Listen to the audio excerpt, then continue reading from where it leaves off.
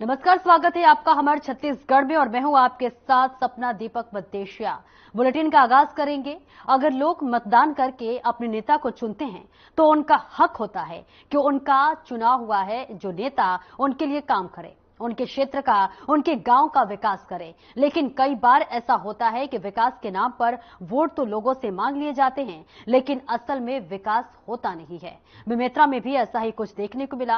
आपको बता दें कि वहां लोग पिछले करीब 25 साल से विकास का सपना देख रहे हैं, लेकिन अभी तक ना उन्हें सरकारी आवास मिले हैं और ना ही पक्की सड़कें बन पाई है। रिपोर्ट देखिए।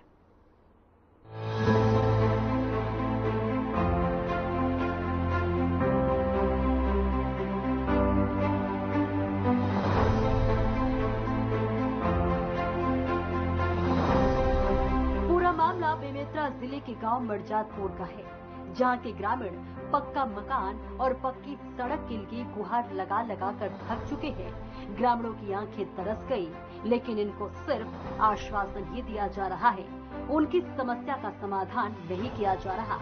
मरजातपुर में लगभग 25 साल हो गए हैं, लेकिन पक्की सड़कें नहीं है, जिससे स्कूली बच्चों और ग्रामीणों को बारिश आते ही आवागमन में काफी समस्या होती है।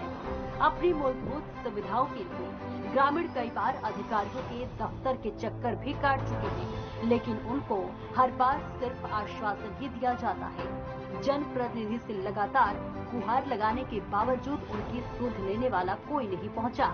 इतना ही नहीं, ग्रामीणों की आंखें कई सालों से आवास के लिए तरस गई।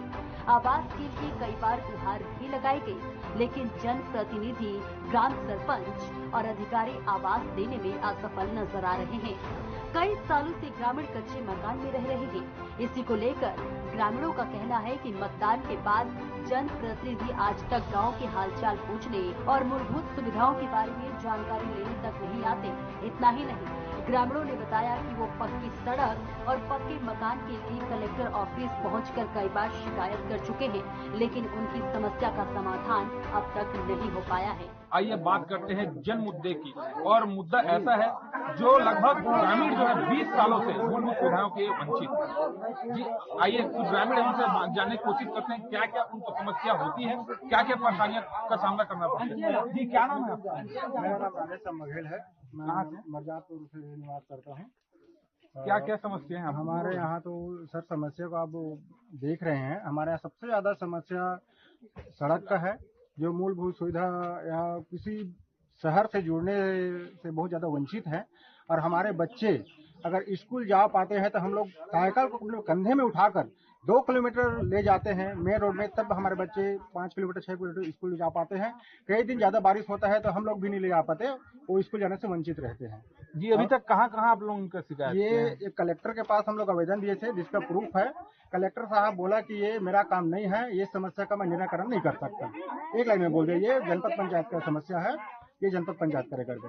उसके बाद हम लोग कल अपना ग्राम पंचायत बाहरपुर में गए थे, अपना ग्राम सभा का आयोजन किया गया था। उसमें बहुत से ग्रामीण गए थे अपने समस्या का लेकर के, लेकिन ग्राम पंचायत और सचिव का कहना है ग्राम पंचायत का कि हमारे पास कोई फंड नहीं है, हम लोग आपके समस्या का निराकरण नहीं कर सकते। और हम लोग बोले सचिव को, सचिव इतना आक्रोश से बात करती है कि जो मैडम है वो इतना आक्रोश से बात करती है, आपको जहाँ जाना है, जिसके पास जाना है आप जा सकते हो करके, आपको जो जिसके पास जाना है कुछ भी कर सकते हो, हमारे पास पैसा नहीं है करके। हम लोग ये भी बोला कि आपके पास पैसा नहीं है, हम लोग को लिख करके दो, तो लिख करके दिया तो एक बहाना बना दिए कि मेरे पास 5 लाख का काम मांग रहा करके। बल्कि हम लोग 5 लाख का काम नहीं सर, अभी वर्तमान में मुरुम का काम मांग रहे थे कि 10-20 हजार जो भी हो, अभी वर्तमान में हमारे बच्चे को जाने के लिए, स्कूल जाने के लिए कम से कम हल्का फुल्का साइकिल चल जाए, इस प्रकार से अपने मांग करने के लिए गए थे। लेकिन वो साफ इंकार कर दे कि हमारे फंड में कोई पैसा नहीं है। आप देख सकते हैं कि वो सरपंच भी, ग्रामीण जो है मूलभूत सुविधाएं के लिए सरपंच भी गुहार लगा है, लेकिन उन्होंने साफ मना कर दिया कि हमारे पास फंड नहीं है। कोशिश करते हैं, कुछ महिला हमारे साथ चैनल से जुड़ी हुई है, क्या क्या उनको असुविधाओं का सामना करना पड़ता है बारिश के दिनों में। जी का नाम है भैया आपको? कविता ना है, हमन हा निर्माण करे गिरे हमन हा कलेक्टर ऑफिस में एक हमारे गांव में रोड बनना चाहिए, लेकिन हमारा बहुत तकलीफ हुआ थे। हमारे घर ले निकले बन नहीं सकत थे, हमारा तबियत खराब होते तो रोड में लेके पड़ते, हमारे सांगम बुई के कई बार हम गिरे हैं और घर बाई विकास कर गिरे हैं। हमारा एकदम परेशानी हमारे गाँव में। और काकर मर गए हो ये सब सुविधा पंचायत अपन में गिरे तकलीफ हैं, बता कलेक्टर ऑफिस गिरे हैं, जनपद में गिरे हैं, तो कुछ नहीं बचे। का की थे अधिकारी मन? अधिकारी मन हमारे पास कुछ नहीं बना के। जी का नाम है दाई आप मन के?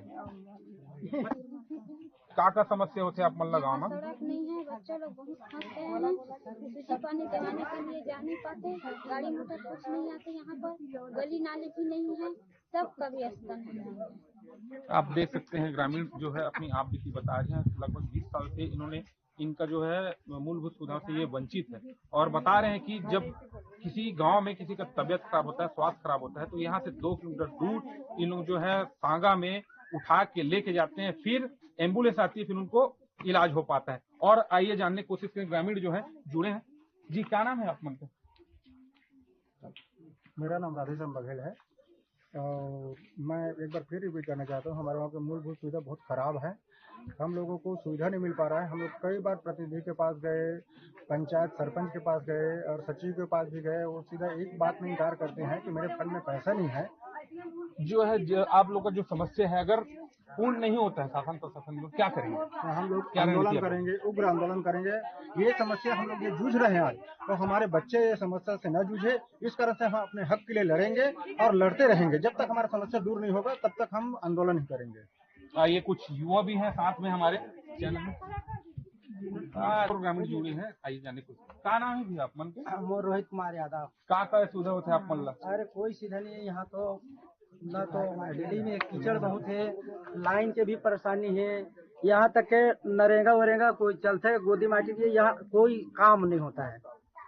अब ऐसे तैसे तो ये सरपंच बने 5 साल निकल गए, कोई काम के सीधा नहीं मिला है, न नाली न बनवाए न रोड बनवाए, और इतना कीचड़ है जेकर जवाब नहीं है। और छोटे छोटे बच्चल परेशानी है, जो बुजुर्ग है ओला परेशानी है, और युवक लड़का पढ़े जन जात है वो मतलब परेशानी है। साइकिल लेके उठा के खंदा पे 1 किलोमीटर 2 किलोमीटर रोड पड़ता है, वहाँ तक बोझ ले जाना पड़ता है।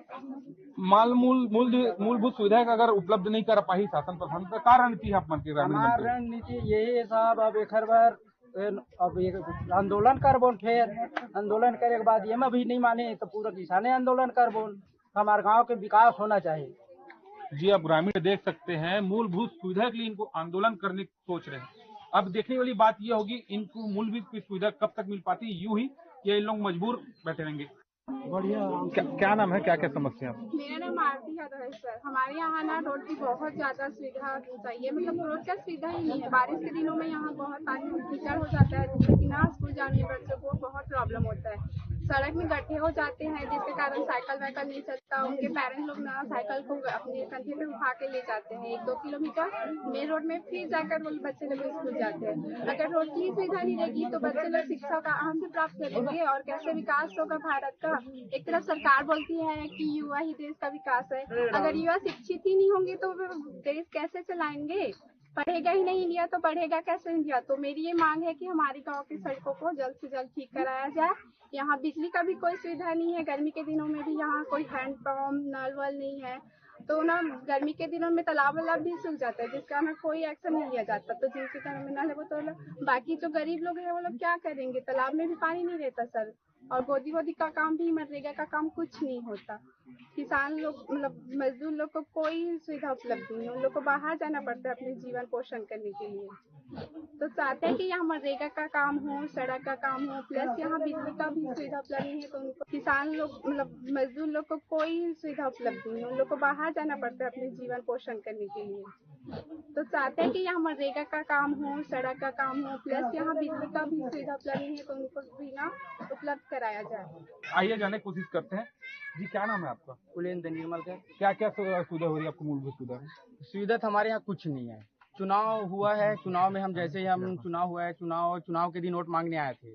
चलो ठीक है, हम लोग चुनाव का वोट कर दिए, हम लोग सोचेंगे हमारा विकास होगा करके, लेकिन चुनाव के बाद जैसे बना सरकार बना, हमारे गांव में ना कोई देखने आया है, नहीं आज तक हम लोग गए हैं, ना आज तक उसका कोई सिक्योरिटी नहीं किया है।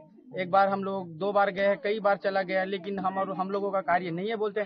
पंचायत में जाके देख लिया, पंचायत हाथ उठा रहे हैं।